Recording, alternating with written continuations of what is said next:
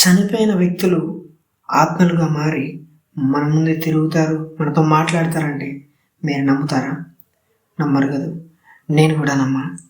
అయితే ఈ real incident ఒకటి చెప్తా, మీ అభిప్రాయం మేబీ మారవచ్చు. సూర్య అనే అబ్బాయి కర్నూలులో ఒక బ్యాంకులో వర్క్ చేస్తూ ఉంటాడు. అయితే సూర్యకు ఒక రమేష్ అనే ఫ్రెండ్ ఉన్నాడు. రమేష్ వాళ్ళ అక్క కూతురి పుట్టిన వెంట్రుకల ఫంక్షన్ బేతంచెర్ల దగ్గర ఒక మద్దిరెడ్డి స్వామి టెంపుల్ దగ్గర చేస్తున్నారు.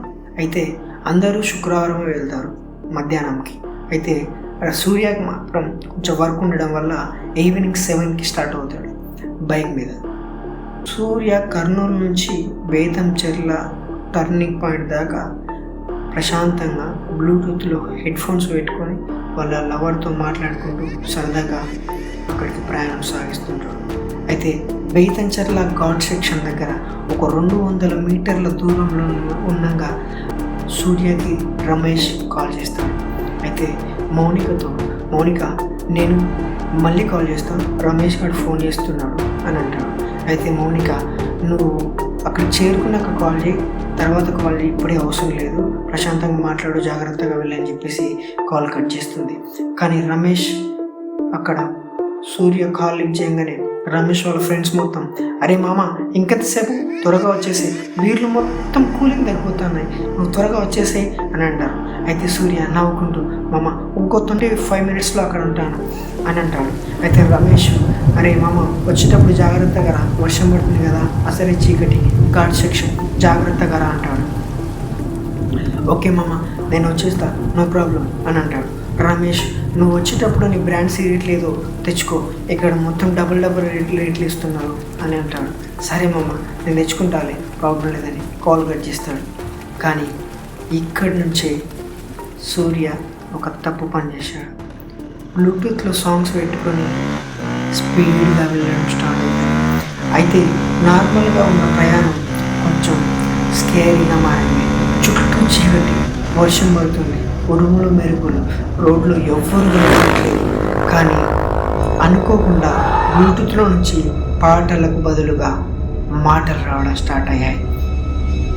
అయితే ఆ మాటలు ఒక బాబు, అన్నా స్పీడ్గా వెళ్ళకుండా నిదానంగా వెళ్ళండి, అన్నా స్పీడ్గా వెళ్ళకుండా నిదానంగా వెళ్ళండి అని మాటలు వినపడుతుంటాయి. సూర్యకి ఏం అర్థం కాదు. సడన్గా చూసేవరికి సూర్యకి ఒక రాయి అడ్డు వస్తుంది. అది చూసుకోకుండా కింద పడిస్తాడు. అయితే బైక్ చాలా దూరంలో పడి ఉంటుంది. సూర్య ఒక చోటు పడి ఉంటాడు. సూర్యకి ఏం అర్థం కాదు. చుట్టూ చీకటి, ఒక్క వెహికల్ కూడా రావట్లేదు, వర్షం పడుతుంది. అయితే సూర్య సరే అయ్యిందేమైంది, నాకేం కాలేదుగా అని చెప్పేసి లేచి బైక్ దగ్గరికి వెళ్తుంటాడు. అయితే ఆ చీకట్లు ఘాట్ రోడ్లో నుంచి ఒక అబ్బాయి ఏడ్చుకుంటూ నిదానంగా ఆ సూర్యని క్రాస్ అవుతుంటాడు. అయితే సూర్య అంటాడు, తమ్ముడు ఎవరు ఈ టైంలో ఎక్కడేం చేస్తున్నావు అని అంటాడు. అయితే ఏ పాటికి అది పట్టించుకోకుండా అబ్బాయి ఏడ్చుకుంటూ వెక్కి ఏడ్చుకుంటూ కొంచెం ముందుకు వెళ్తాడు. తమ్ముడు నిన్నే ఊర్లోకి వెళ్ళాలా, నేను దిగబెడతారా, ఇందాక మాట్లాడింది నువ్వేనా ఏమన్నా అని అడుగుతాడు. అయితే అబ్బాయి ఏం పట్టించుకోకుండా రోడ్ క్రాస్ అవుతూ ఎక్కిళ్ళు పట్టు ఏడ్చుకుంటూ ఇలా అంటాడు, అన్నా చెప్తే లేదు కదన్నా, ఇప్పుడు చూ నువ్వు కూడా నాలాగే ఒంటరి వాడైపోయావు అని. అయితే సూర్యకి ఏమర్థం కాదు, పిచ్చోడేమో అనుకొని తన బైక్ దగ్గరికి వెళ్ళి చూస్తాడు. బైక్ కిందికి చూడగానే సూర్య లిటరల్గా షాక్కి గురవుతాడు. ఎందుకంటే సూర్య అప్పటికే చనిపోయి తన బాడీ బైక్ దగ్గర ఉంటుంది.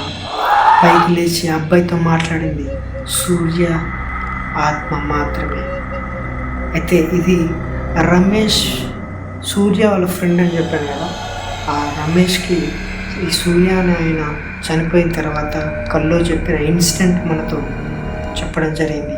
నేను అందుకే మీకు ఈ వీడియోలో ఈ రియల్ హారర్ ఇన్సిడెంట్ మీకు తెలియజేశాను.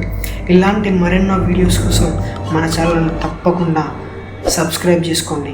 మీరు ఈ స్టోరీ దగ్గర ఏ సెకండ్ దగ్గర మీరు స్కేరీగా కానీ థ్రిల్లింగ్గా కానీ గూస్ బంప్స్ రావడం కానీ అలాంటి మూమెంట్ ఏదైనా అనిపించింటే తప్పకుండా మన ఛానల్ని సబ్స్క్రైబ్ చేసుకోండి, లైక్ చేసి ఇలాంటి హారర్ లవర్స్కి మాత్రం ఈ వీడియోని షేర్ చేయడం మర్చిపోకండి. Thank you.